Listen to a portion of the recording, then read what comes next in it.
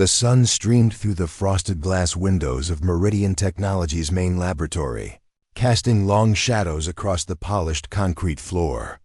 Elena Marquez adjusted her safety goggles and focused on the circuit board in front of her, soldering iron steady in her hand despite the early hour.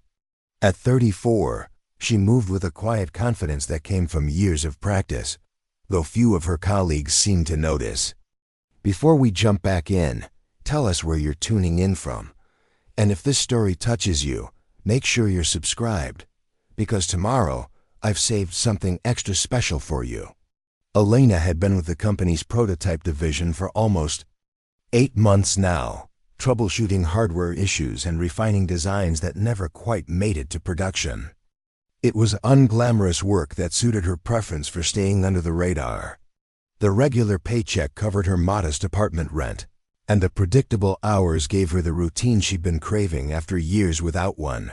"Morning, Elena," called Jackson from across the lab, his voice cheerful but distracted as he juggled a coffee cup and tablet. "Did you get a chance to look at those power fluctuation issues on the M-series?" "Fixed it last night," she replied without looking up. "Bad capacitor on the main board. I left the report in the shared folder." "You're a lifesaver," Jackson said, already turning his attention back to his own project. Elena didn't mind the brief acknowledgement. Being overlooked had become her comfort zone, and Meridian's sprawling R&D department made it easy to blend into the background. The morning progressed with its familiar rhythm. Elena moved methodically through her task list, repairing faulty connections and documenting solutions with the efficiency of someone who'd solved similar problems hundreds of times before. Her station remained orderly, each tool precisely placed, her movements economical and practiced. "Has anyone seen the micro-calibration tools?" called out Sophia Chun, the newest addition to their team, frustration evident in her voice. "I can't find them anywhere, and I need to finish these adjustments before the review meeting." Elena glanced up briefly. "Check the third cabinet, bottom drawer. They're usually misfiled under precision instruments." Sophia followed the directions and returned triumphant with the tool case. "Thanks. How did you know that?" Elena shrugged. "Been here long enough to know where things hide." She didn't mention that she'd personally reorganized that cabinet 3 times, only to have others undo her system within days. "You're like a lab ninja," Sophia laughed, hesitating by Elena's workstation. "I've been meaning to ask, would you mind showing me how you troubleshoot the neural interface components? Your diagnostic speed is incredible." Before Elena could respond, the lab doors swung open with purpose. Dr. Alexandra Vega, Meridian's newly appointed Director of Innovation, strode in with the confident air of someone who expected attention. The lab fell quiet as she surveyed the space, her sharp eyes taking in every detail. "Good morning, everyone," Dr. Vega announced. "I'm conducting initial assessments of all departments this week. Please continue your work normally. I'll be observing and asking questions as needed." Elena immediately returned her focus to her circuit board, making herself as inconspicuous as possible. She'd survived 8 months without drawing attention from upper management, and she intended to keep it that way. Corporate scrutiny never ended well for someone with her background. Dr. Vega moved slowly through the lab, stopping at each workstation, asking pointed questions about current projects and workflows. Elena tracked her progress peripherally, calculating how long she had before the director reached her corner. "Tell me about the prototype reliability issues," Dr. Vega was asking Jackson. "The field test data shows a 23% failure rate under standard conditions." "We're working on it," Jackson replied, reaching for his tablet. "The environmental stress tests are showing some promise, but we haven't isolated the primary failure point." Dr. Vega frowned slightly. "What's your timeline for resolution?" Jackson's discomfort was visible. "Another 2 weeks, maybe 3. The cascading errors make diagnosis challenging." Elena couldn't help herself. She'd identified the problem weeks ago, but hadn't pushed when her initial suggestions were overlooked. "It's not cascading," she murmured, just loud enough to be heard. Dr. Viga's head turned sharply in her direction. What was that? Elena felt the weight of everyone's attention suddenly focusing on her. She kept her eyes on her work, regretting having spoken at all. Nothing important. "Please," Dr. Viga said, approaching Elena's station. "Continue your thought." With reluctance, Elena set down her soldering iron. "The failures aren't cascading. They're concurrent but independent. The error logs show simultaneous timing but separate origins. It looks like cascade failure because the reporting system batches the alerts. Preparing and narrating this story took us a lot of time, so if you are enjoying it, subscribe to our channel. It means a lot to us." Now back to the story. The director's expression shifted from polite interest to intense focus. "Can you demonstrate that?" Elena hesitated, then pulled up the diagnostic software on her terminal, fingers flying across the keyboard with practiced precision. Within moments, she had the error logs displayed alongside a timeline visualization she'd created, but never shared. "Here," she pointed. "You can see the pattern when you isolate the timestamps at the millisecond level. 3 distinct failure points triggering within the same reporting cycle." Dr. Viga leaned closer, studying the screen. "And your proposed solution?"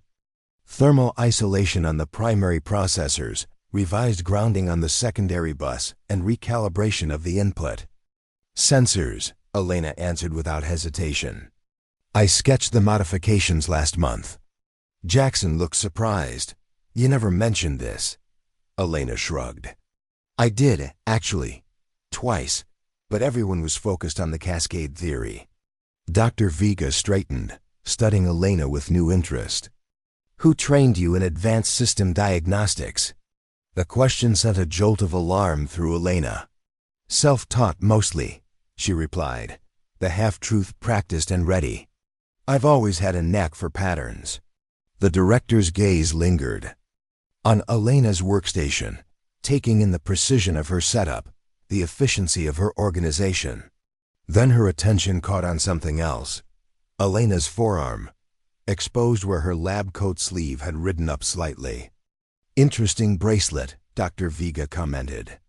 Elena instinctively tugged her sleeve down, covering the thin metal band circling her wrist. It wasn't decorative, though most assumed it was. The brushed titanium was etched with a distinctive geometric pattern, interlocking hexagons with a small blue dot at the center of each. "Thank you," Elena said neutrally. "Just something I've had for a while." But Dr. Viga was still looking at her arm with unusual intensity. "May I see it more closely?" The request wasn't really a request. Elena reluctantly extended her arm, watching Dr. Viga's expression carefully as the director examined the bracelet without touching it. "Beautiful craftsmanship," Dr. Viga said finally, her tone deliberately casual. "The pattern is quite distinctive." "I suppose," Elena replied, withdrawing her arm and returning to her work, hoping the conversation was over. It wasn't. "Where did you work before Meridian, Ms. Marquez?" Dr. Viga asked. "Various places, nothing notable." Elena kept her eyes on her circuit board. "Your personnel file mentions 3 years at Westfield Electronics, and before that, a position at Gradient Systems." Elena nodded, the practiced biography ready. "Small roles. Mostly routine maintenance and basic troubleshooting." Dr. Viga smiled slightly. "That's interesting, because Gradient Systems has never employed anyone at the routine maintenance level. They exclusively hire specialists with security clearances." The lab had gone completely silent. Everyone was watching the exchange with undisguised curiosity. "You must be thinking of a different company," Elena said evenly, though she could feel her careful anonymity beginning to unravel. Dr. Viga pulled out her phone, tapped the screen a few times, then turned it toward Elena. On the display was an image of a document, a project roster with a header reading, Gradient Systems Quantum Interface Division, and dated 6 years earlier. Halfway down the list was Elena's name, alongside a title, Lead Architect, Neural Integration. Different company? Dr. Vega asked quietly. Elena's stomach tightened. She'd been careful, changed her employment history, downplayed her skills, taken a position far below her qualifications. 8 months of successful anonymity, now collapsing because she couldn't keep her mouth shut about a technical problem. "My office, please," Dr. Vega said, her tone leaving no room for refusal. 10 minutes. As the director left the lab, conversation erupted in hushed, excited tones. Elena methodically shut down her workstation, her mind racing through contingency plans. She'd need to update her resume tonight. Maybe look into positions at smaller companies, perhaps on the West Coast this time. Sophia approached hesitantly. "Elena, what was that about?" "Nothing important," Elena replied, keeping her voice neutral. "Just a misunderstanding about my background." "But why would you hide experience at Gradient? They're like legendary in quantum computing.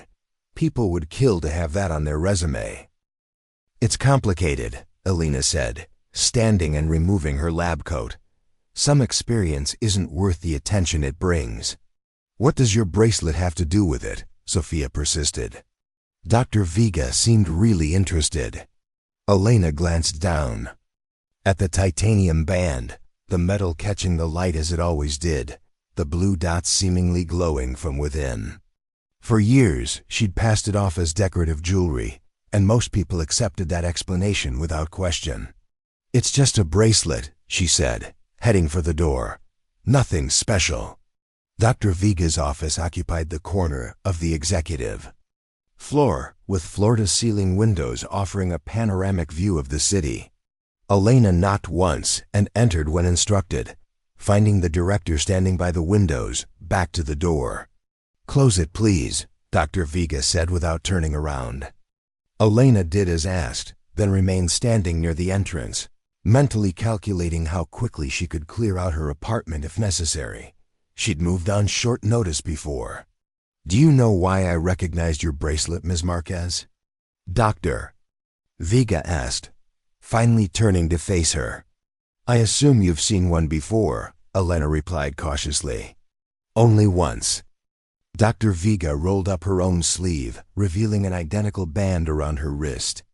The same brushed to titanium, the same interlocking hexagons, but with green dots instead of blue. "Mine is from the theoretical division. Yours is neural applications, if I'm not mistaken." Elena stared at the bracelet, momentarily speechless. The chances of encountering another Helix participant, especially in a mid-tier company like Meridian, were astronomically small. "Project Helix was officially terminated 8 years ago," Elena said carefully. "All participants were released from their contracts and advised to pursue other opportunities." Dr. Vega smiled thinly. "That's the official story, yes. But we both know Helix didn't end, it evolved." Elena remained silent, her face deliberately blank. Dr. Vega sighed and gestured to a chair. "Please sit. I'm not your enemy, Elena." Reluctantly, Elena sat, though she remained perched on the edge of the seat, ready to move if necessary. "What do you want from me?" "Initially, nothing. I came to Meridian 6 weeks ago to evaluate its potential as an acquisition target. The company has some promising technology, but lacks the innovation pipeline to capitalize on it." Dr. Vega leaned back in her chair. "Then I started reviewing personnel files and noticed some inconsistencies in yours." "My work here has been satisfactory," Elena said stiffly. "Your work has been deliberately mediocre," Dr. Vega countered. "You're the lead architect of the most advanced neural interface system ever developed, yet you're fixing circuit boards and troubleshooting power supplies. I like the simplicity." "No, you don't. You're hiding." Dr. Vega's tone softened slightly. "I understand why. After what happened at the Singapore facility, many Helix participants chose to disappear. The mention of Singapore sent a cold shiver down Elena's spine. That was an accident, was it? Dr. Vega raised an eyebrow. 7 researchers dead, the entire East Wing destroyed, and all project data mysteriously corrupted beyond recovery. The official investigation found insufficient evidence to determine the cause. Elena's hands tightened in her lap. Why are you bringing this up? Because Meridian just received a government contract to develop neural interface technology for medical applications. Specifically, prosthetic control systems for wounded veterans. Dr. Vega slid a folder across the desk. They've promised technology they can't possibly deliver with their current team. Elena didn't touch the folder. And this concerns me because you're the only person in this company who understands the real challenges of neural integration. The only one who's already solved problems these engineers don't even know exist yet. Dr. Vega tapped the folder. They're headed for failure, and when they fail, they'll lose funding for a project that could help thousands of people. So hire better engineers, Elena said flatly. Or I could simply acknowledge the expert who's already here. Dr. Vega leaned forward. I'm offering you the lead position on this project.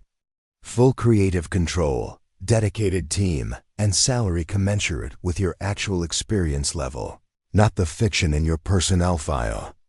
Elena stared at her.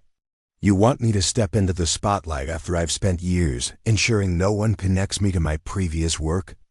I want you to stop wasting your brilliance fixing other people's mistakes, Dr. Vega replied. And yes, I want you to reclaim your expertise. Selectively, under controlled circumstances. Why would I take that risk? Dr. Vega opened the folder and pushed forward a photograph. It showed a young woman in a military uniform, her left arm ending just below the elbow. This is Lieutenant Maya Reyes. She lost her arm in a training accident last year. She's one of hundreds waiting for neural integrated prosthetics that actually work. Technology you pioneered, but that hasn't been successfully implemented in the public sector. Elena stared at the photo, unwanted memories surfacing. The breakthrough moments in the lab, the exhilaration of creating something revolutionary, the genuine belief that their work would change lives for the better. What happened at the Singapore facility wasn't your fault, Dr. Vega said quietly. But your disappearance afterward meant that your knowledge disappeared too. The prototypes never advanced to production. The patents were shelved. The people who could have benefited are still waiting. You don't know what you're asking, Elena said, her voice barely audible. The risks aren't just professional. I know exactly what I'm asking, Dr. Vega countered. I was there too, Elena. Different division, same project. Same aftermath.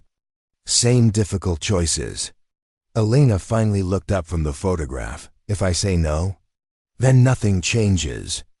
You continue fixing circuit boards. I find another solution for the neural interface project, and we never have this conversation again. Dr. Vega's expression remained neutral. Your secret stays safe either way. I respect what you've been through. The offer hung in the air between them. Elena's mind raced through the implications, the risks, the potential consequences of stepping back into the world she'd deliberately left behind.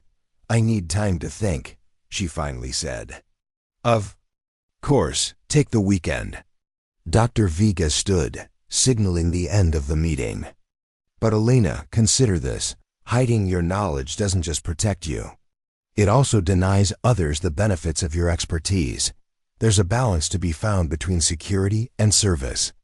Elena nodded stiffly and rose to leave. As she reached the door, Dr. Vega spoke again. One more thing, your diagnosis of the prototype failure was correct. I've already authorized the implementation of your solutions. Perhaps you might consider what else you could fix if you weren't so busy being invisible. The walk back to the lab felt interminable. Elena could sense the curious glances, hear the hushed conversations that stopped when she approached her. Carefully constructed anonymity was already fraying at the edges. Sophia intercepted her at the door. "Everything okay? You look like you've seen a ghost." "Fine," Elena said automatically. "Just a misunderstanding." "Dr. Vega sent an email while you were gone," Sophia continued, eyes wide with excitement. "She's fast-tracking your solution for the prototype issues and wants the team to prioritize implementation immediately." "Jackson looks like he's about to have a stroke." Elena glanced across the lab where Jackson was indeed staring at his screen with a mixture of confusion and dismay. "It's not a big deal. The fixes are straightforward. Not a big deal?" Sophia laughed incredulously. "Elena, nobody gets that kind of immediate executive approval around here. What did you say to her?" "Nothing important," Elena insisted, moving toward her workstation. "Let's just focus on implementing the fixes." But as she settled back at her desk, Elena could feel the weight of her colleague's attention. The invisible technician had suddenly become visible, and there was no easy way to fade back into the background. By the end of the day, the story had evolved beyond recognition. Elena overheard whispers about secret qualifications, corporate espionage, and mysterious connections to the executive team. Her bracelet, previously ignored as simple jewelry, was now the subject of intense speculation after someone noticed Dr. Vega wore something similar. "They say it's some kind of exclusive tech society recognition," she heard one intern whisper to another. "Only given to people who've developed revolutionary patents." "I heard she's actually a corporate consultant hired to evaluate the department," another replied. "The technician role was just a cover." Elena shut down her computer and gathered her things, ignoring the theories swirling around her. 8 months of careful anonymity, undone in a single day because she couldn't resist solving a problem that no one else had figured out. As she headed for the exit, Sophia fell into step beside her. "A bunch of us are grabbing drinks at Westridge Tavern. You should come. Everyone's dying to hear more about your background." "Not tonight," Elena said, forcing a smile. "Rain check." "Come on," Sophia pressed. "You've turned down every social invitation since you started here. Just one drink." "I'll protect you from the interrogation squad." Elena hesitated. Her instinct was to retreat, to use the evening to research new job opportunities and prepare for another strategic relocation. But Dr. Vega's words echoed in her mind. Hiding your knowledge doesn't just protect you.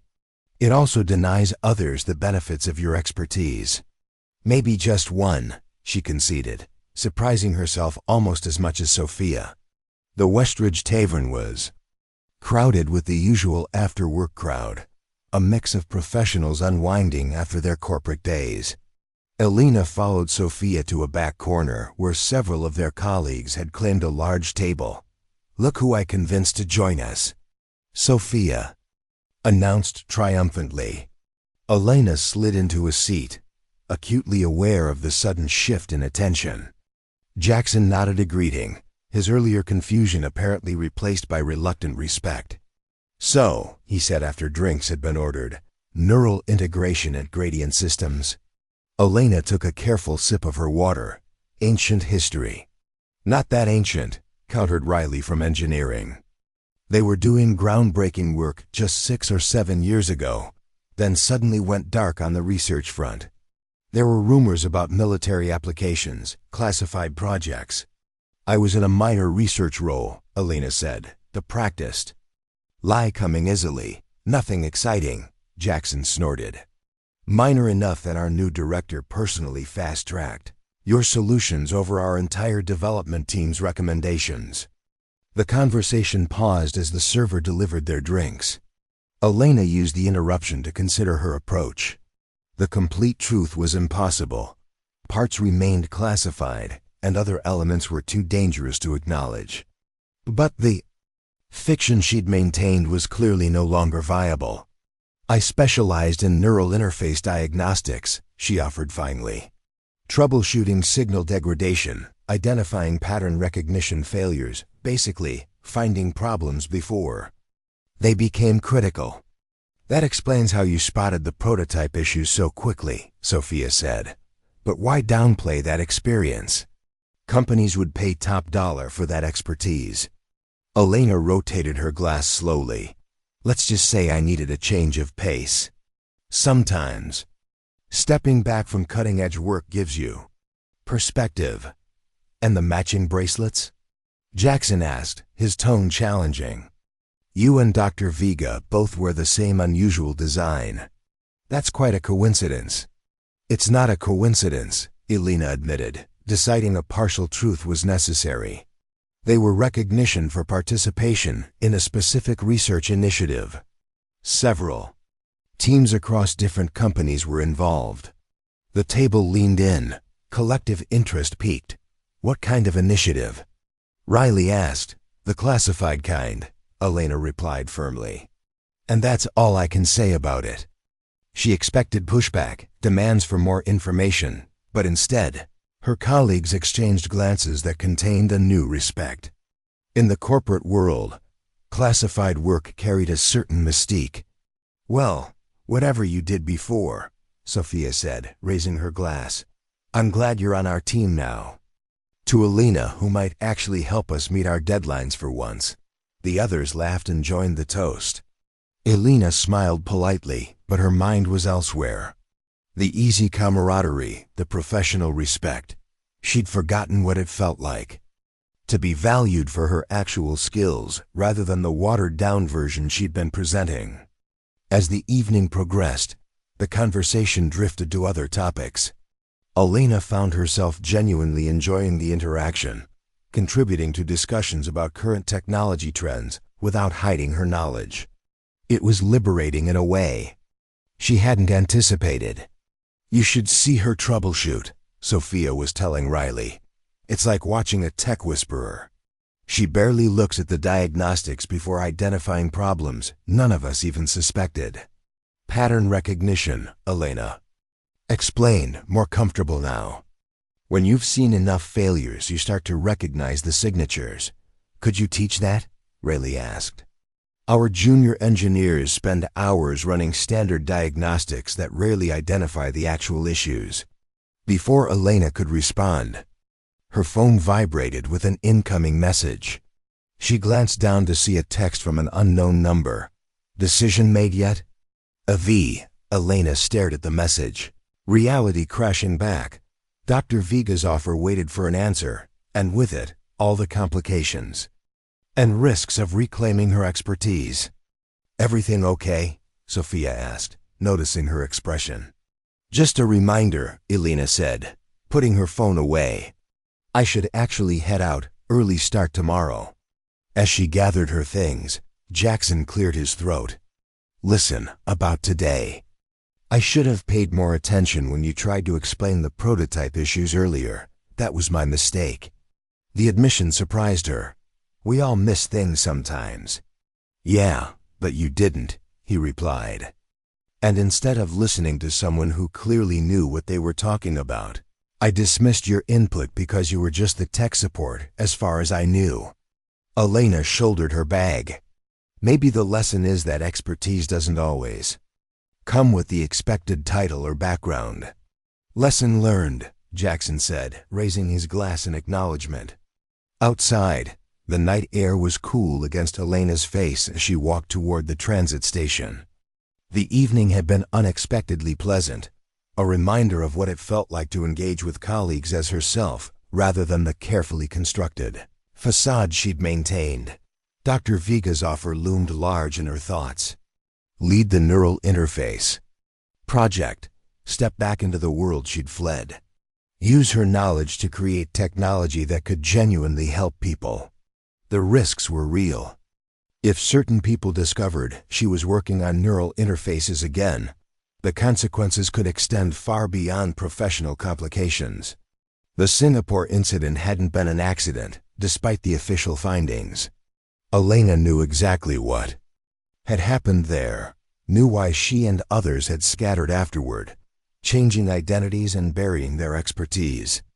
But as she boarded the train home, Lieutenant Reyes' face stayed with her, one of hundreds waiting for technology that Elena had helped pioneer but that never reached those who needed it.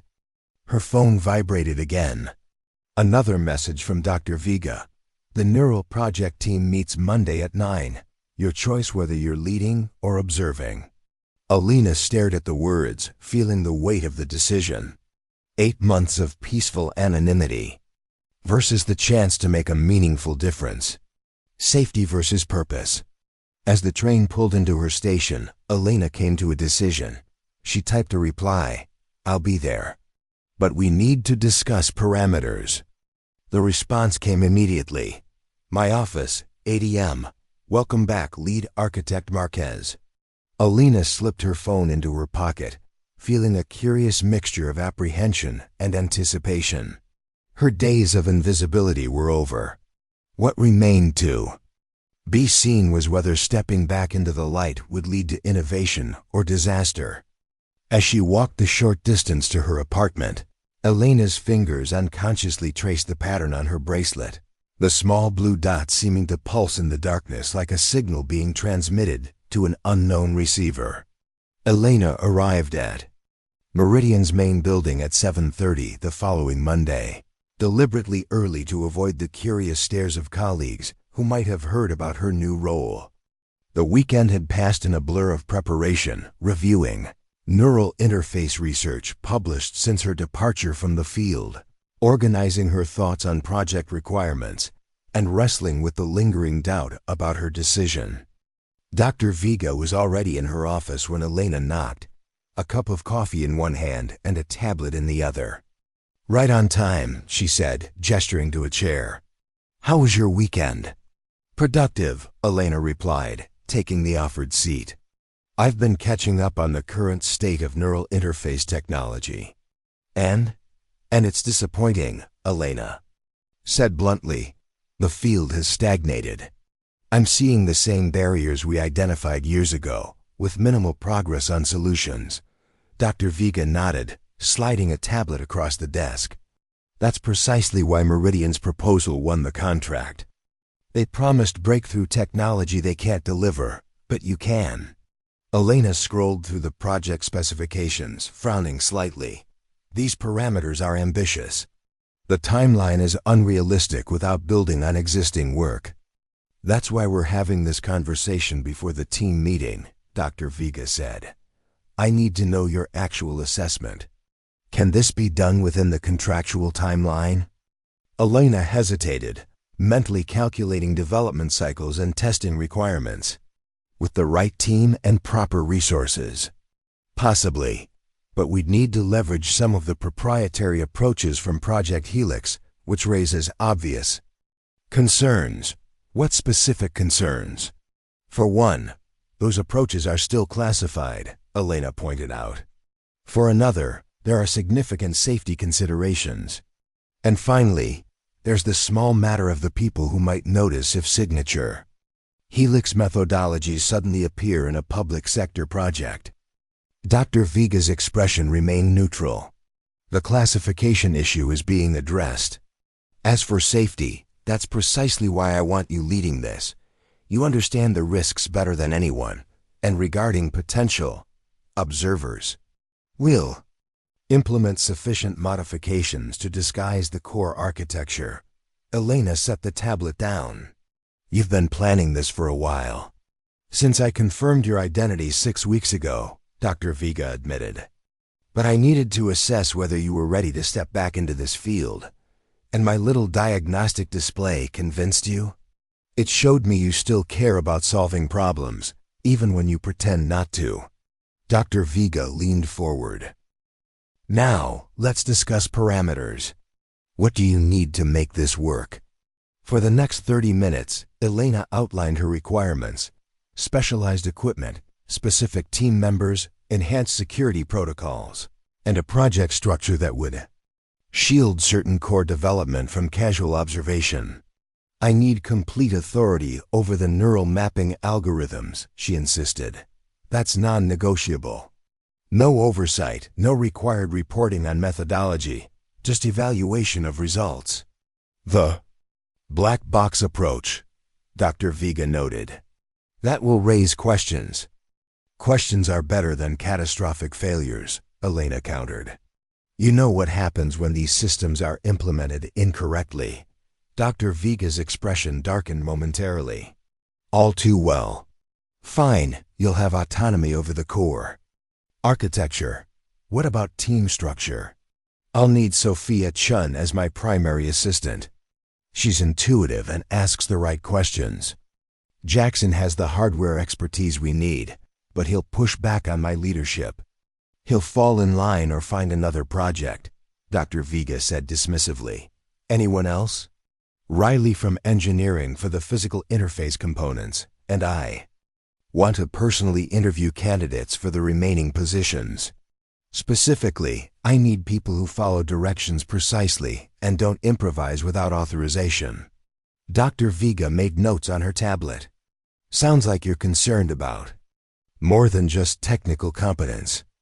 Project Helix failed because brilliant people made unauthorized modifications based on incomplete understanding, Elena said flatly. I won't repeat that mistake.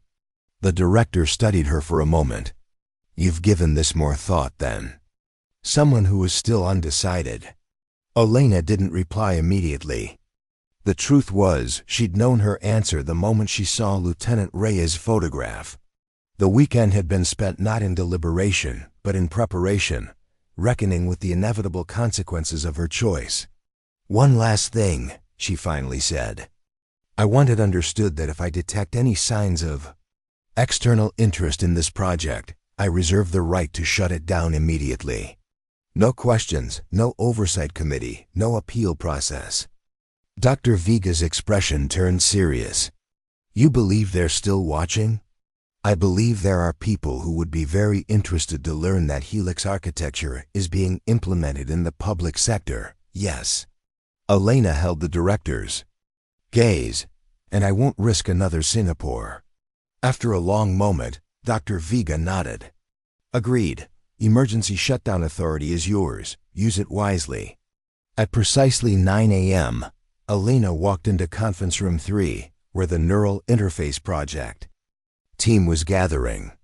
Conversations died as she entered, replaced by curious stares and confused whispers. She recognized most of the faces, colleagues who had, until Friday, known her only as a quiet technician who kept to herself.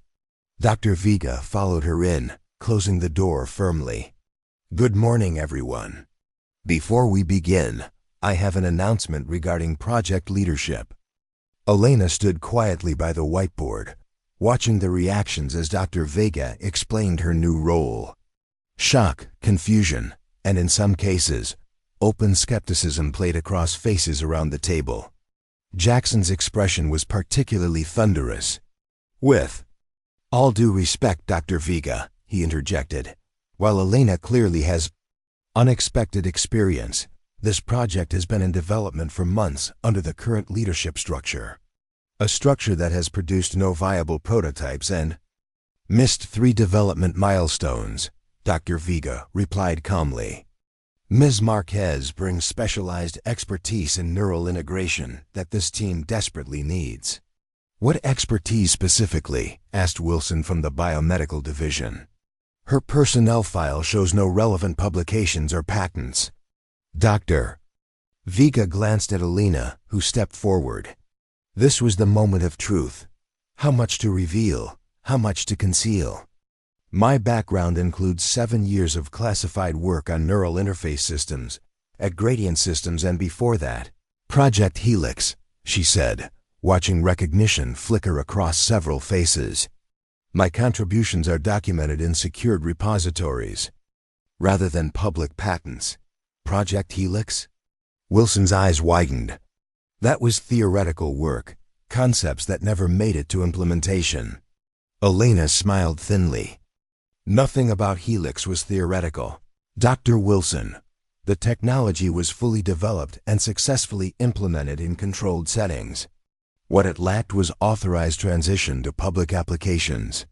The room fell silent as the implications sank in. Project Helix was something of a legend in neural interface circles, groundbreaking research that had mysteriously disappeared from scientific discourse almost a decade ago, leaving only rumors and speculation. I'll be reviewing all current project materials today, Elena continued into the silence. Tomorrow, we'll reconvene to discuss the revised approach. Sophia, Jackson, and Riley, I'd like you to stay after this meeting to discuss your specific roles. Dr. Vega took over, addressing administrative details and timeline expectations, while Elena observed the team dynamics. Most seemed cautiously intrigued by the development, but Jackson's resistance was palpable, and Wilson kept shooting skeptical glances her way. When the meeting concluded, the 3 requested team members remained behind as others filed out. Conversation already buzzing about the unexpected leadership change. I'll be direct, Elena said once the door closed. Each of you has skills this project needs, but the work we're about to undertake requires absolute precision and adherence to protocols. There's no room for improvisation or shortcuts. Why us specifically?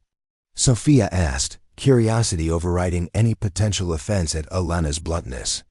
You see patterns others miss, Elena told her. Jackson understands hardware integration at a level few engineers achieve, and Riley's work on tactile sensors is directly applicable to our needs.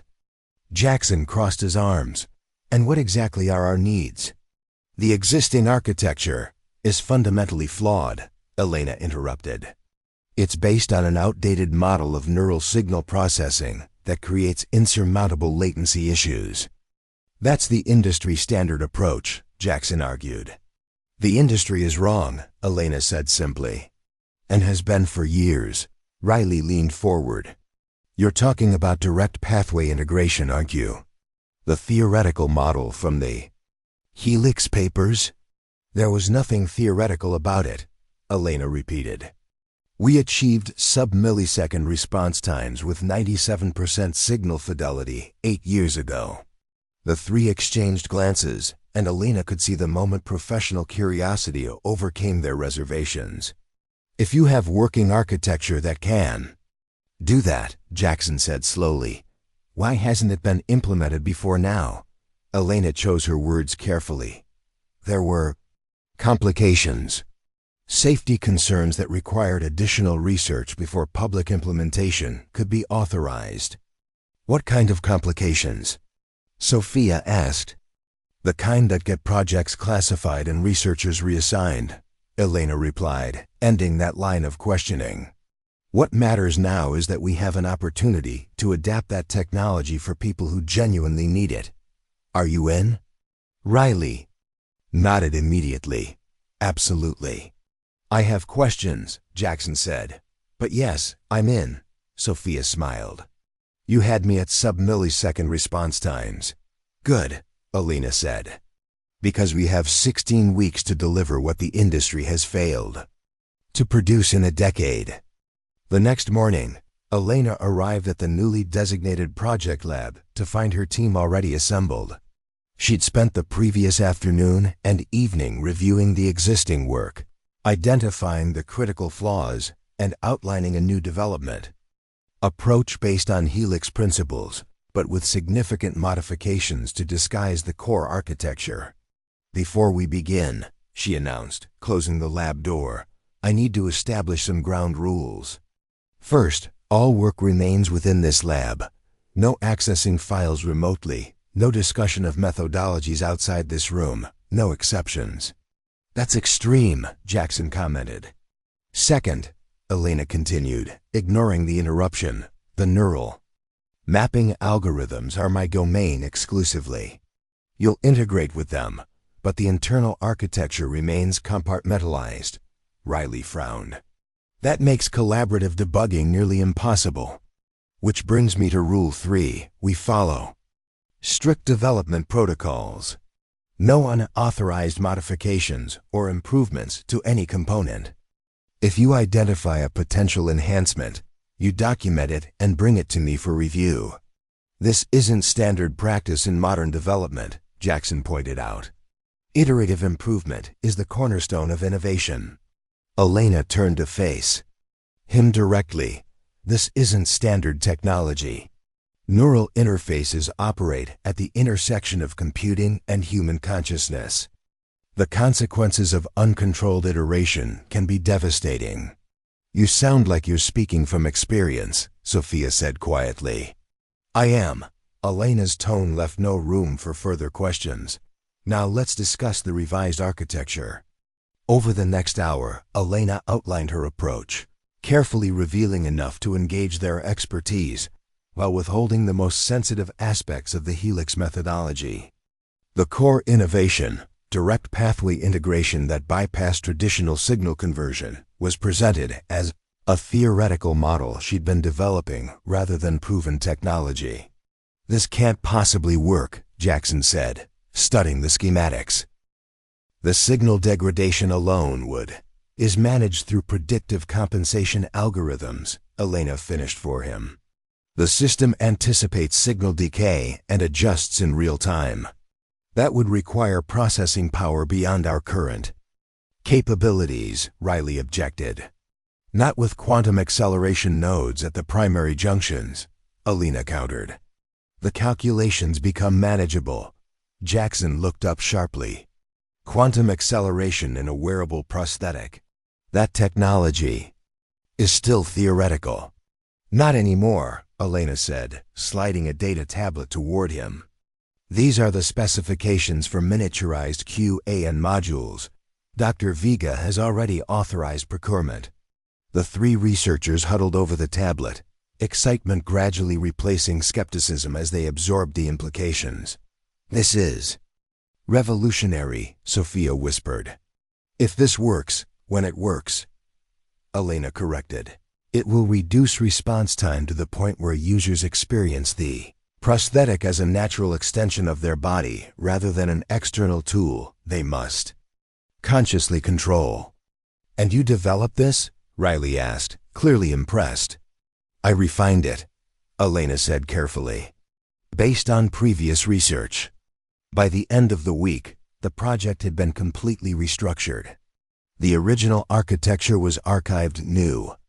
Equipment was being installed, and team members were immersed in their assigned components. Elena maintained tight control over the core neural mapping systems, working late into evenings on encrypted terminals that logged out automatically if left unattended. Dr. Vega visited the lab frequently, observing progress without interfering. After one such visit, she lingered until the others had left for lunch. The team seems energized, she commented once they were alone. Even Jackson appears to have overcome his initial reservations. Technical curiosity is a powerful motivator, Elena replied, continuing to code. They recognize groundbreaking work when they see it, and what they're seeing is a carefully modified version of Helix architecture, Elena confirmed. Restructured enough to disguise its origins, but with the core methodology intact. Dr. Vega nodded, absently touching her own bracelet.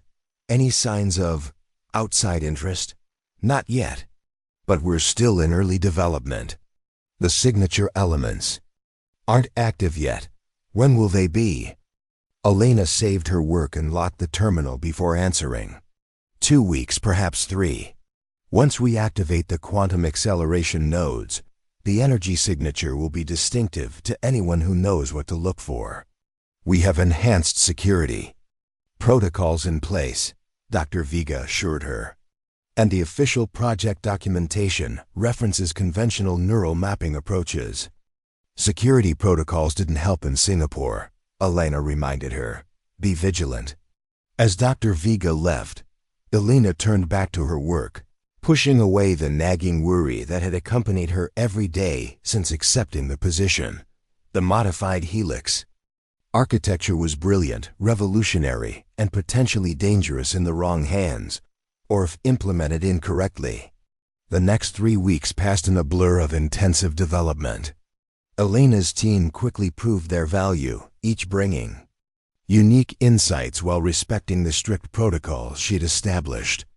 Even Jackson, initially resistant to her leadership, had become a crucial contributor, his hardware expertise perfectly complementing her system architecture. "I've never seen integration this seamless," he admitted one evening as they tested a prototype neural receiver. "The latency is nearly immeasurable." "That's the point," Elena replied, adjusting calibration settings. "The human brain can detect delays as small as 10 milliseconds in sensory feedback. Anything above that threshold feels artificial." "How did you solve the bandwidth limitation?" "Even with the quantum acceleration, the data throughput should be causing bottlenecks." Elena hesitated, then decided a partial explanation was necessary. "We're not processing all neural signals, just the relevant ones.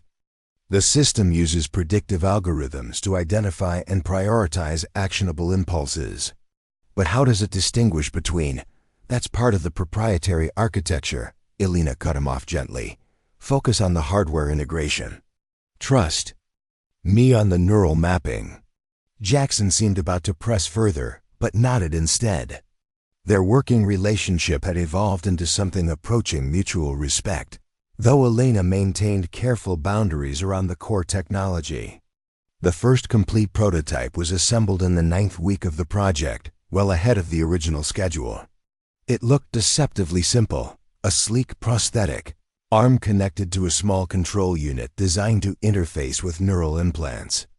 "Initial bench testing shows 98.7% response fidelity," Sophia reported during their project review. "That exceeds the contract requirements by nearly 30%. The energy efficiency is remarkable as well," Riley added. "The power cells should last approximately 72 hours on a single charge, compared to the 8 to 10 hours of current models." Elena nodded, satisfied but cautious. "We need to conduct extensive safety testing before human trials. The neural feedback mechanisms in particular require careful monitoring." "Dr. Vega is pushing for an accelerated timeline," Jackson mentioned. "She's already briefing the contract administrators on our progress."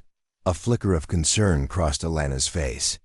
"We're not ready for external review. The system needs at least 3 more weeks of stability testing." "The preliminary results are extraordinary," Sophia pointed out. "I understand the caution, but these numbers speak for themselves." "Numbers don't account for neural adaptation effects or long-term integration stability," Elena countered.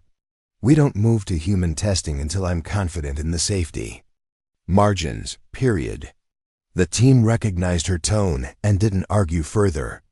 Elena had earned their trust over the weeks of development, her expertise proving itself repeatedly through solutions to problems they hadn't even recognized. Later that afternoon, Elena found Dr. Vega waiting in her office, an unfamiliar tablet in hand. "We need to talk," the director said without preamble. "There's been a development." Elena closed the door. "What kind of development?" Dr. Vega activated the tablet, displaying what appeared to be energy readings. "These were captured yesterday by a monitoring station outside our security perimeter. Someone is scanning for quantum acceleration signatures."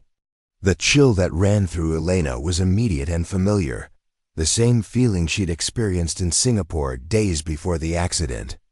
"It's too soon," she said quietly. "We've only had the nodes active for 2 weeks. Apparently that was long enough." Dr. Vega's expression was grim. "The question is, what do we do now?" Elena's mind raced through options, evaluating and discarding possibilities. "How close are they? Can you tell from the scan pattern?" "The analysis suggests they're still seeking confirmation, not precise location."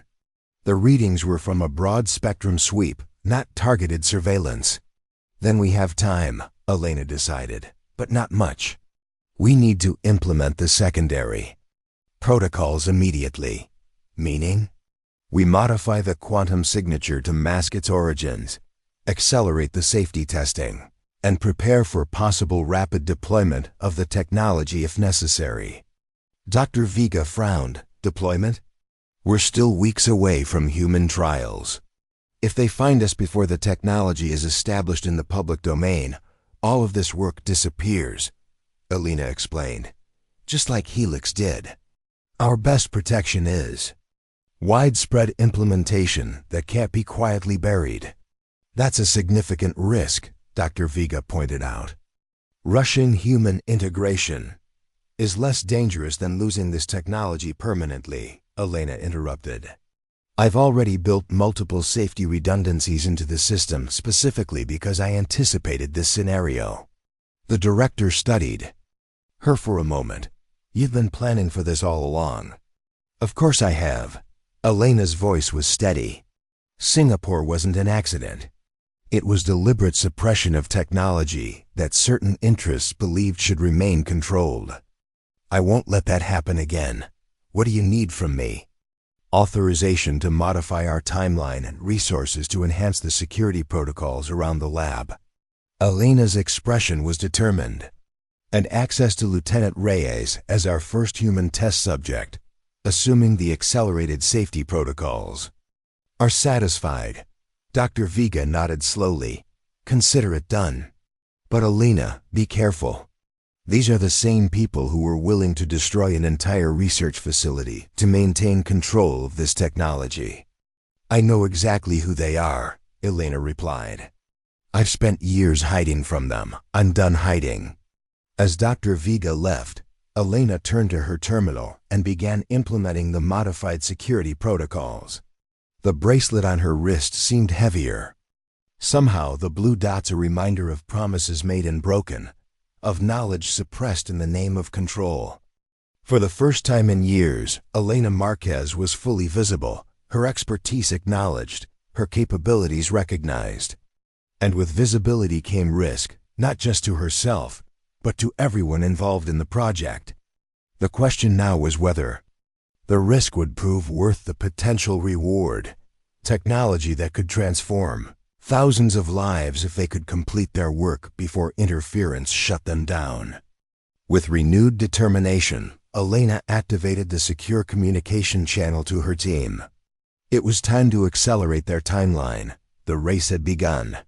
Elena stood behind the one-way glass, watching as Lieutenant Maya Reyes examined the prosthetic arm on the table before her.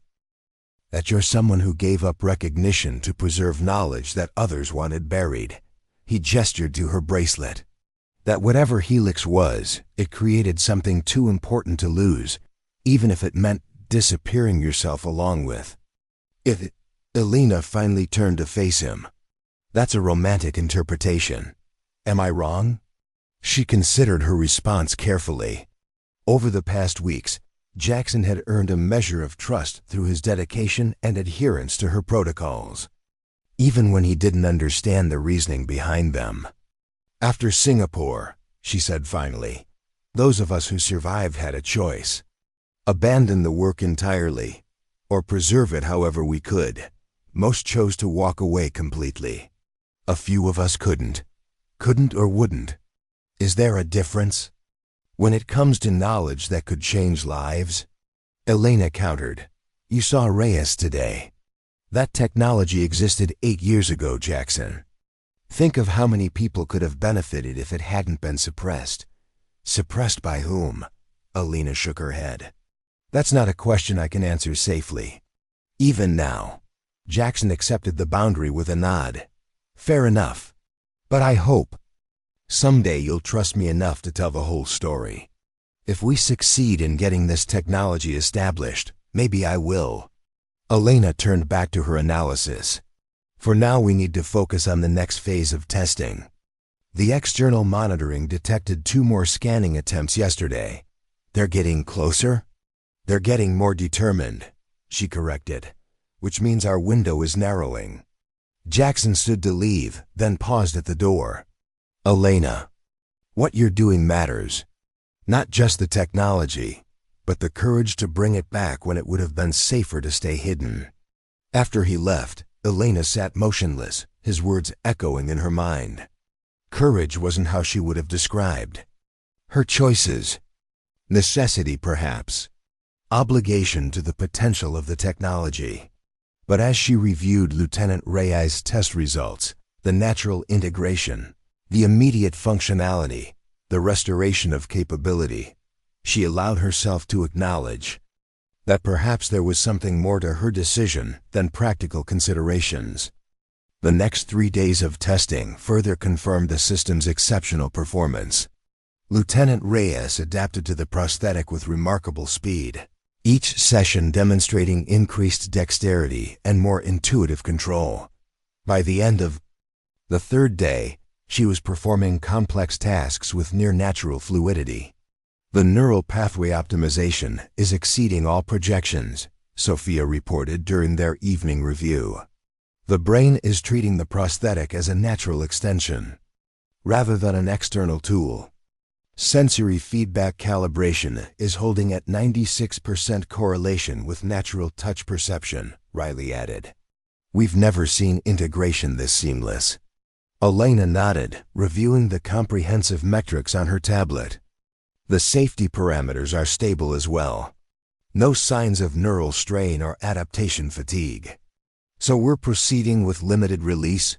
Dr. Vega asked. Yes, Elena decided.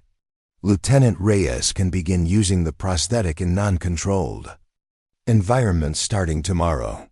The remote monitoring will give us real-time data on performance and daily activities.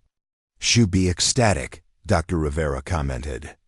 She's been incredibly patient with the testing protocols, but it's obvious how eager she is to use this in her regular life. The meeting concluded with assignments for the monitoring rotation. Team members would take shifts observing the telemetry data from Reyes' prosthetic, ready to intervene remotely if any anomalies appeared. Elena would take the first shift herself, unwilling to delegate the critical initial hours of real-world implementation. As the others filed out, Dr. Vega lingered behind. The external security team reported another scan attempt this morning. More targeted this time. They're definitely closing in. Elena had expected this news, but it still sent a cold prickle along her spine. How long? Best estimate, 3 to 5 days before they pinpoint our location. That's cutting it. Close. Elena ran calculations in her head. We need at least a week of documented real-world performance before we can publish preliminary results. I've enhanced the facility's security protocols and implemented the quantum signature masking you designed, Dr. Vega assured her. It should buy us some additional time, and if it doesn't? The director's expression hardened slightly. Then we move to contingency protocols. The core technology is already backed up on secure, distributed servers. Even if they shut down this facility, the knowledge won't be lost this time. Elena nodded, grateful for the foresight. Lieutenant Reyes' prosthetic is self-contained. Once activated outside our facility, it can't be remotely disabled without her explicit cooperation. You built in safeguards against external intervention? I built in everything I wished we'd had at Singapore, Elena confirmed. This technology won't disappear again. The following morning brought Lieutenant Reyes back to the lab for what would hopefully be her final in-facility session. She practically vibrated with contained excitement as Dr. Rivera conducted the pre-release inspection of the prosthetic. The remote monitoring is non-intrusive, Elena explained, attaching a small device to the prosthetic's control unit. It transmits performance data, but doesn't allow external control of the system. Your privacy is protected. We only receive technical metrics, not information about specific activities. I understand, Reyes nodded. And if something goes wrong? The system has multiple built-in safeguards. If it detects any unusual neural patterns, it will automatically enter limited functionality mode until the issue resolves. In an emergency, you can manually deactivate using the control we showed you yesterday. But that won't be necessary, Dr. Rivera added with confident optimism. All indicators show perfect integration. Reyes looked down at the prosthetic, now attached and fully functional. It doesn't feel like technology anymore, she said quietly. It just feels like part of me. That's exactly what it's designed to do, Elena told her. Your brain is already rewiring itself to incorporate the prosthetic into its body map. The more you use it, the more natural it will feel. I never thought. Reyes trailed off, emotion briefly overcoming her military composure. After the accident, they told me I'd adapt to the limitations. Learn to live with what I had left. No one ever suggested I might get back what I lost. Elena felt a resonance with those words that went beyond professional satisfaction. She too had been told to adapt to limitations, to accept what was lost when Project Helix was shut down. Instead, she had preserved the knowledge, waiting for the right moment to bring it back into the world. Technology should expand human potential, not just compensate for its loss, she said. What you're experiencing is what should have been available years ago. Reyes looked up sharply, studying Elena's face. You sound like you've been fighting this battle for a long time. Longer than I care to remember, Elena admitted. The lieutenant nodded, understanding passing between them without further explanation. Needed, that I'm honored to be part of making sure you win it. After final calibrations and one last review of emergency protocols, Lieutenant Reyes left the facility with her new prosthetic fully activated. Elena watched her departure on the security monitors, a mixture of pride and apprehension twisting in her chest. The technology was out in the world now, being used as intended, helping someone reclaim capabilities they had lost. It was a significant milestone, and yet only the beginning of what needed to be accomplished. Elena settled into the monitoring station, watching as the first real-world data began streaming in. The prosthetic was performing flawlessly as Reyes drove home, the neural integration maintaining perfect stability despite the changing environment. Hours passed as Elena observed the metrics, making minor notes, but finding no issues requiring intervention. The lieutenant moved through her day, preparing meals, handling objects, typing on a computer, each activity generating valuable data that further validated the system's effectiveness. Late in the evening, Jackson appeared, with coffee and a sandwich. You need to eat, he said, setting them beside her. Sophia is ready to take over monitoring. I'm fine, Elena replied automatically, eyes still on the data streams. You've been watching those screens for 14 hours straight, he pointed out. The system is stable, Reyes is doing well, and you need rest. Elena finally looked up, realizing with surprise that the lab had emptied except for the night shift team. Has there been any more scanning activity? Nothing since this morning. Dr. Vega thinks the masking protocols are working. She nodded, reluctantly acknowledging her fatigue. You're right, Sophia can handle the overnight monitoring. I've set the alert parameters to notify me if anything unusual appears. As she gathered her things to leave, Jackson gestured to a notification on one of the secondary screens. Reyes sent a message an hour ago. I thought you'd want to see it. Elena tapped the screen, bringing up the lieutenant's communication. Took my nephew to the park today. Pushed him on the swing with my right hand, the one I thought I'd never use again. He didn't notice anything different. Just his aunt playing. With him like before, no words for what that means. Thank you doesn't begin to cover it. Attached was a photo showing a child's hand clasped in the prosthetic, both covered in ice cream, the moment casual and ordinary and profound all at once. Elena stared at the image, feeling the weight of years lifting slightly. This was why she had preserved the knowledge despite the risks.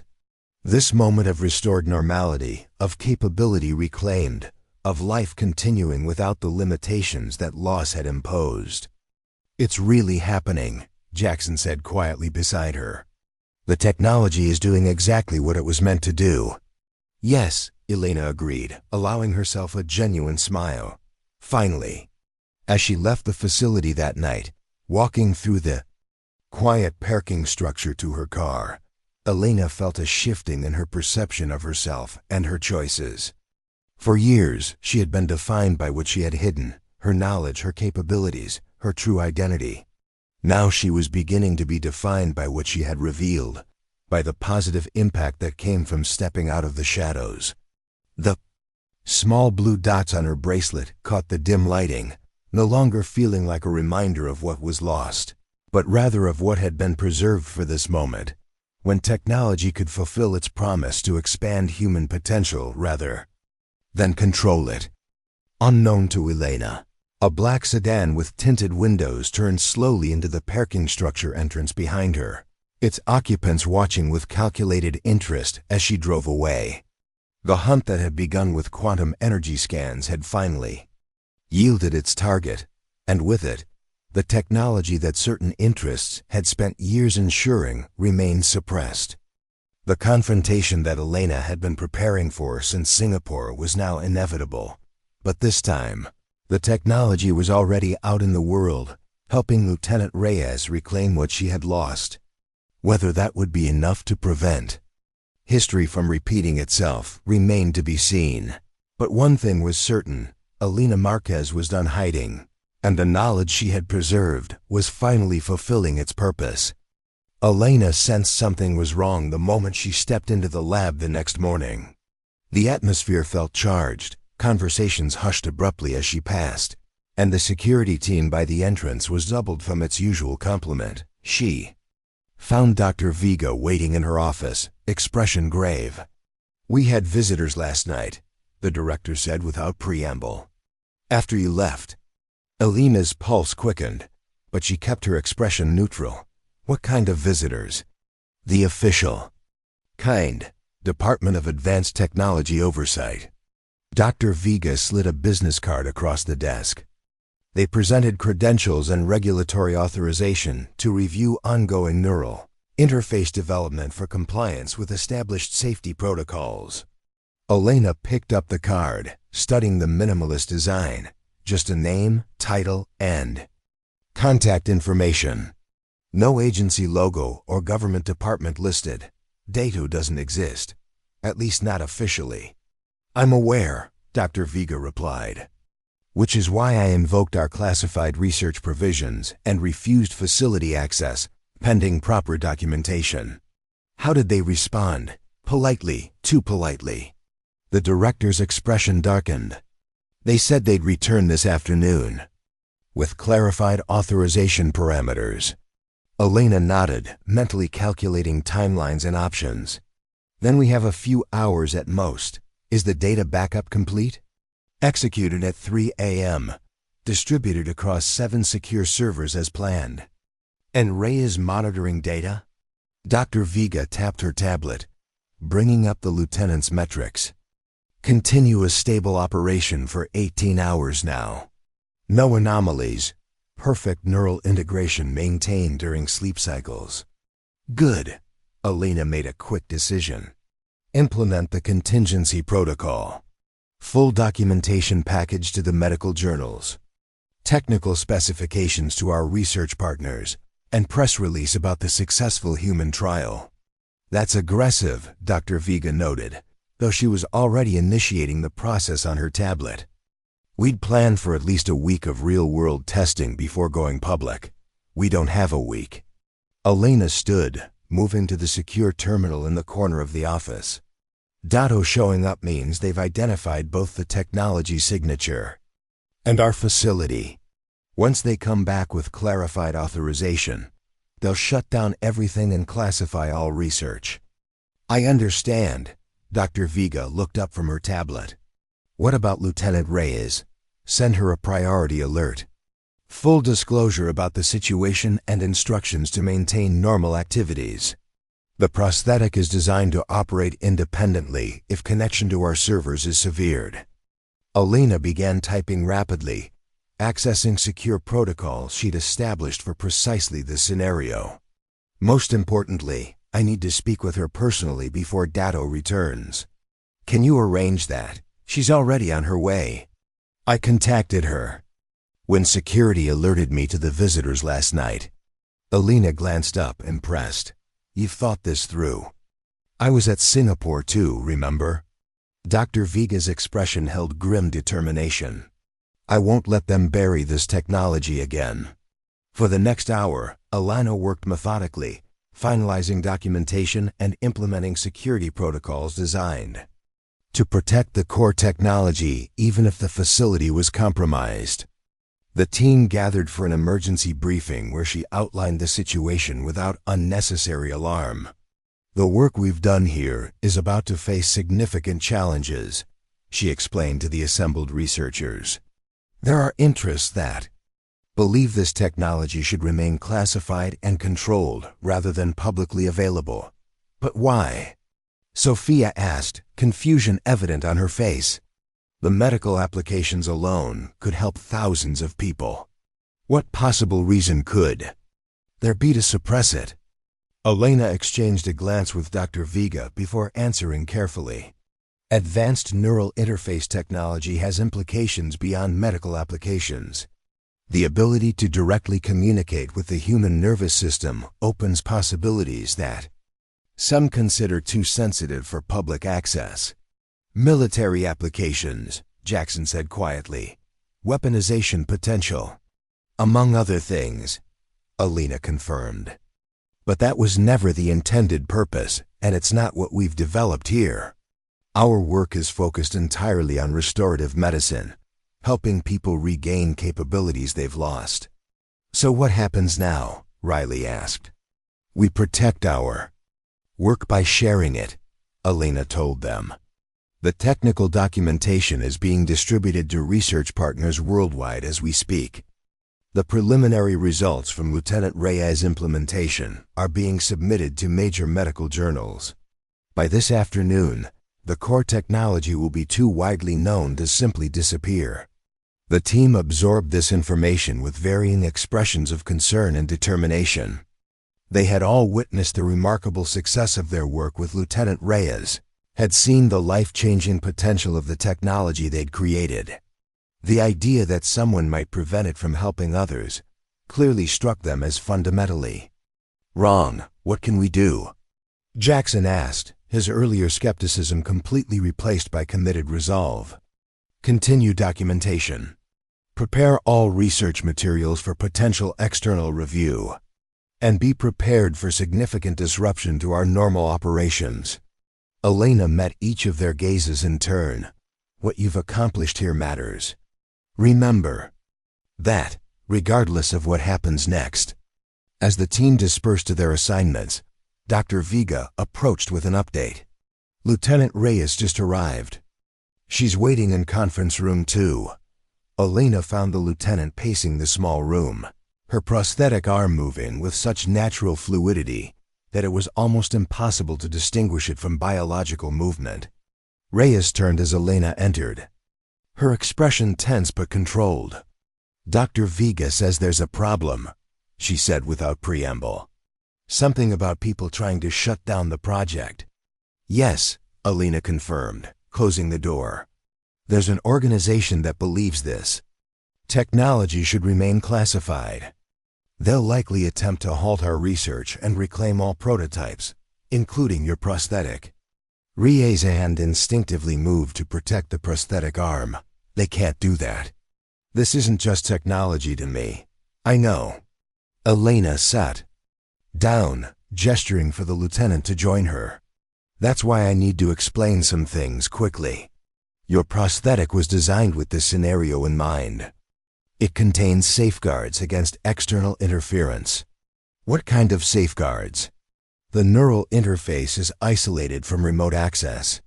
No one can deactivate or modify it without physical contact with the control unit, and even then, only with your explicit authorization."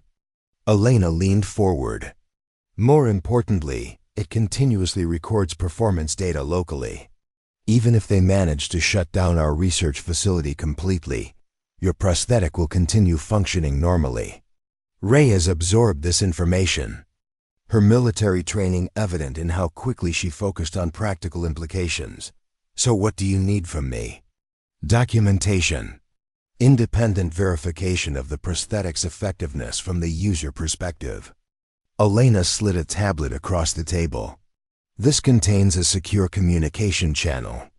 Use it to record daily updates on your experience with the prosthetic, functionality, integration, any issues you encounter. The data will be automatically encrypted and transmitted to secure servers outside Meridian's network. You're creating evidence they can't easily suppress, Reyes observed with quick understanding. Exactly.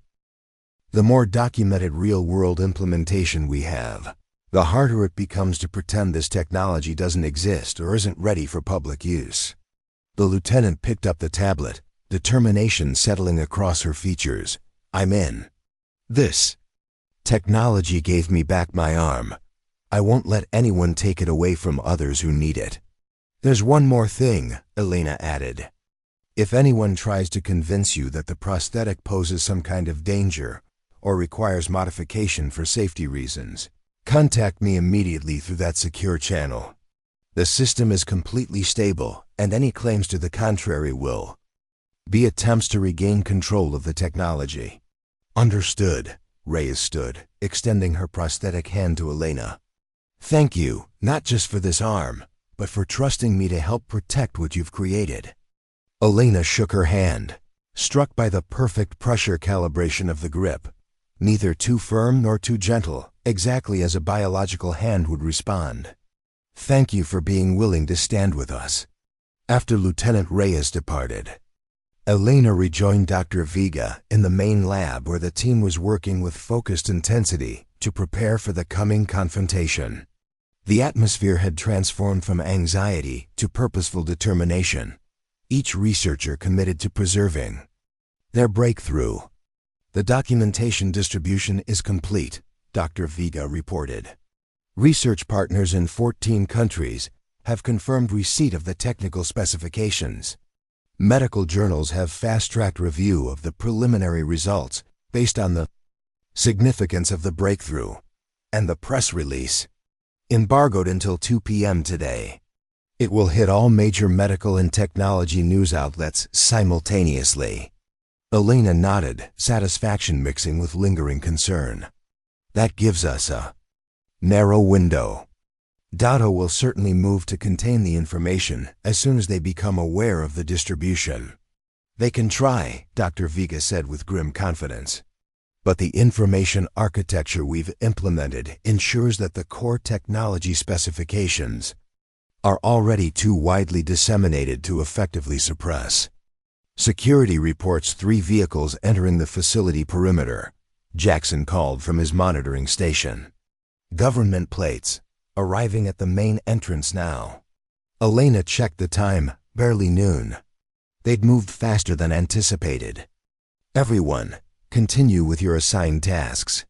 Remember, we've done nothing wrong. We've developed medical technology with legitimate applications and proper safety protocols. The team nodded, tension evident but commitment unwavering as they returned to their work. Elena straightened her lab coat and moved toward the main entrance, Dr. Vega falling into step beside her. Let me handle the initial interaction, the director said quietly. As facility administrator, I can control access protocols while you ensure the final distribution sequences are complete. Elena agreed with a slight nod.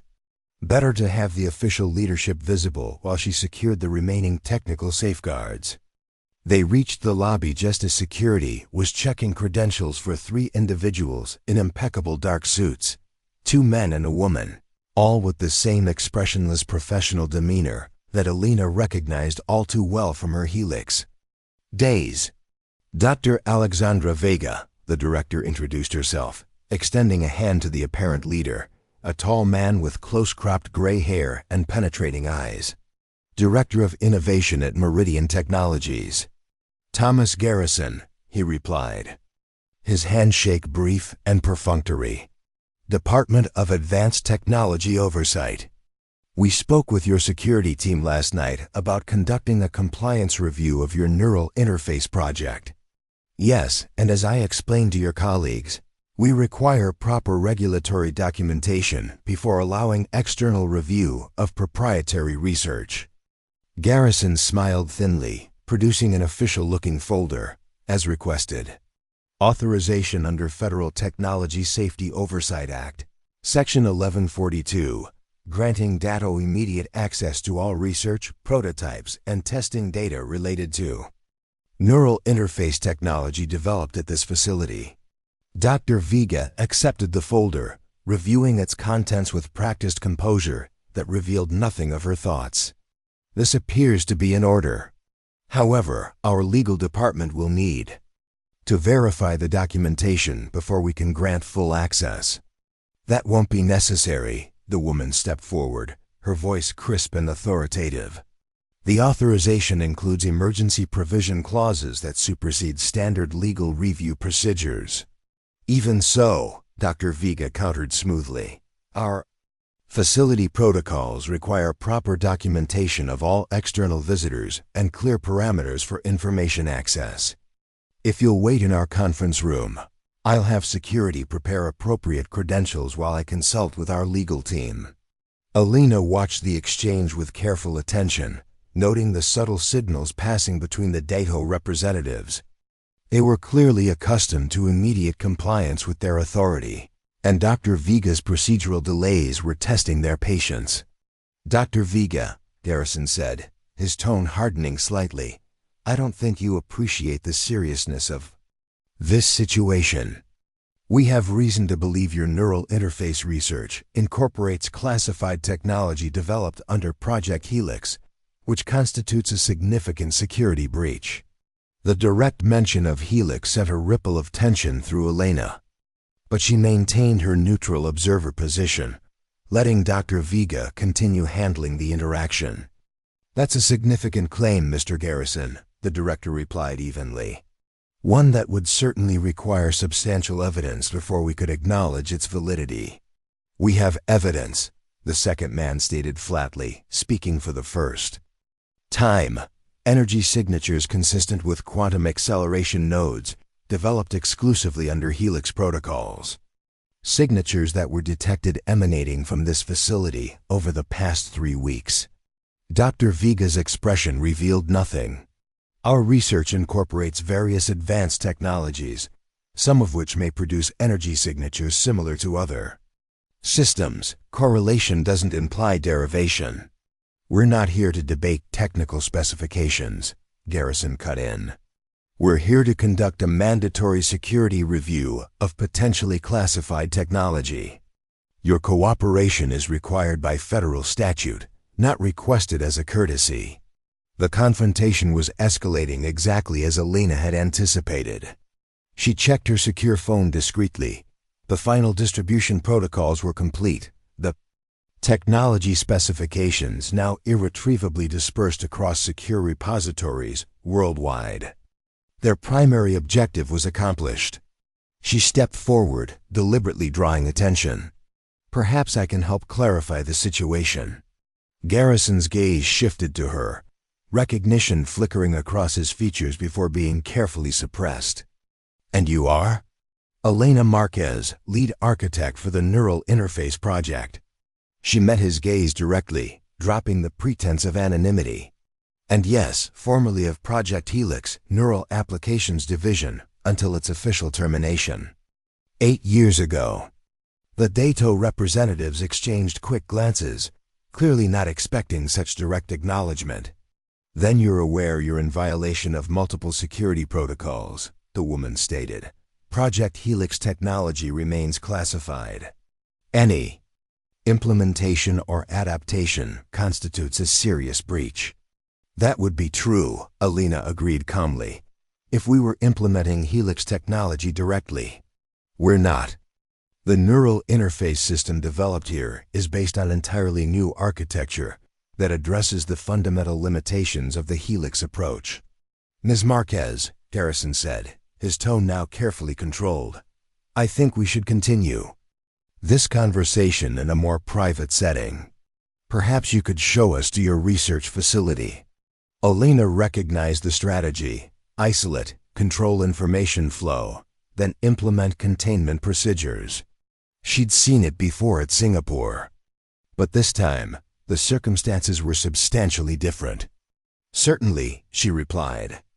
Though I should mention that complete technical documentation of our neural interface system was distributed to research partners worldwide approximately 1 hour ago. Additionally, preliminary results from our successful human implementation have been submitted to major medical journals, and a press release announcing the breakthrough is scheduled for public distribution at 2 p.m. today. The controlled expressions of the Dato representatives cracked slightly, revealing the first hints of alarm.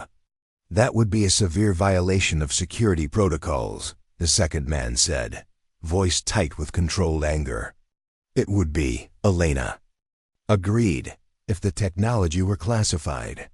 But as I explained, our system is a new development, not Helix technology. The similarities in energy signatures are due to convergent development paths, not unauthorized implementation of classified systems. Garrison's expression hardened.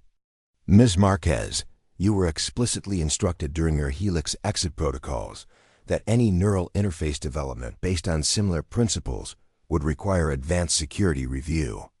I received those instructions, Elena acknowledged. I also received official documentation stating that Project Helix was terminated and all associated technologies deemed theoretical rather than practical. You can't simultaneously claim the technology doesn't exist and that we're not allowed to develop it. The standoff continued in the lobby, tension building as each side maneuvered for advantage. Elena knew they were primarily playing for time now.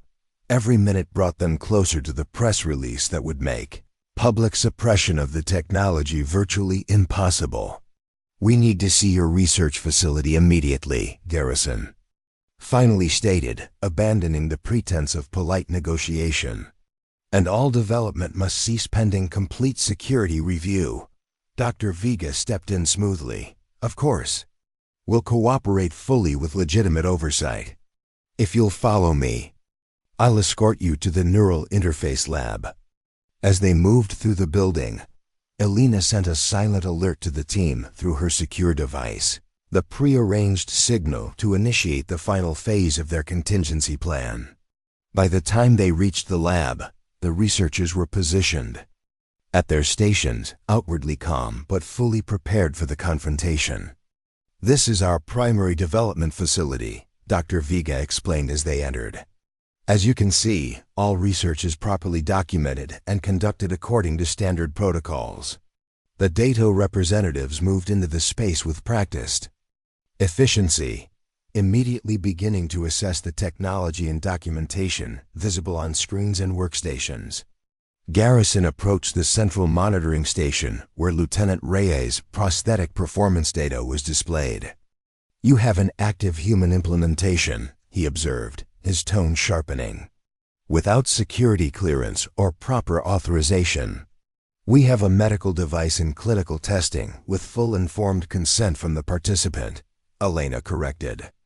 Lieutenant Maya Reyes, who lost her arm in service to her country and now has restored functionality through our neural interface technology. That implementation needs to be immediately suspended, the female Dato representative stated. Untested neural technology poses significant risks to the user. It's not untested, Jackson interjected, stepping forward with a tablet displaying comprehensive safety data. We've conducted extensive validation across all safety parameters. The system exceeds all regulatory requirements for medical neural interfaces. Garrison ignored him, focusing on Elena. Ms. Marquez, I think you understand the real situation. Here, this technology has implications far beyond medical applications. That's why proper security protocols exist. I understand perfectly, Elena replied, meeting his gaze steadily. I understand that technology that could help thousands of people reclaim lost capabilities has been suppressed for 8 years due to theoretical concerns about potential misapplications. Not theoretical, he countered. Singapore demonstrated the very real dangers when this technology is developed without proper controls. The mention of Singapore sent a ripple of tension through the room. Elena felt a familiar coldness settling in her chest, but kept her expression neutral. What happened at Singapore was not an accident, she said quietly. Nor was it a failure of the technology. It was a deliberate action taken to prevent certain applications from becoming public knowledge. The silence that followed was heavy with unspoken understanding. The DATO representatives didn't deny her characterization of events, a tacit confirmation that sent a visible shock through the Meridian team members who were hearing this for the first time. Regardless of historical events, Garrison finally said, the current situation requires immediate containment. All research materials, prototypes, and documentation must be secured pending comprehensive review. That won't be possible, Doctor, Vega stated calmly. As Ms. Marquez explained, the technical specifications have already been distributed to research partners globally. The preliminary results are under review by medical journals, and she checked her watch deliberately. The press release announcing the breakthrough will go public in approximately 30 minutes. Garrison's composure finally cracked, real anger flashing across his features. You've deliberately circumvented national security protocols. There will be serious consequences for everyone involved. What we've done, Elena said, stepping forward, is ensure that life-changing medical technology reaches the people who need it. The only protocols we've circumvented are those designed to suppress innovation rather than protect public safety. The confrontation might have escalated further, but at that moment, Elena's secure phone chimed with an incoming notification. She checked it, a small smile forming as she read the message. It seems events have outpaced us, she announced to the room. The medical journal reviewers were so impressed with Lieutenant Reyes' results that they've expedited publication. The preliminary findings are now available in the online edition of Neural Medicine International. She turned the screen toward the DATO representatives, showing the just published article with Reyes' before and after functionality assessments prominently featured.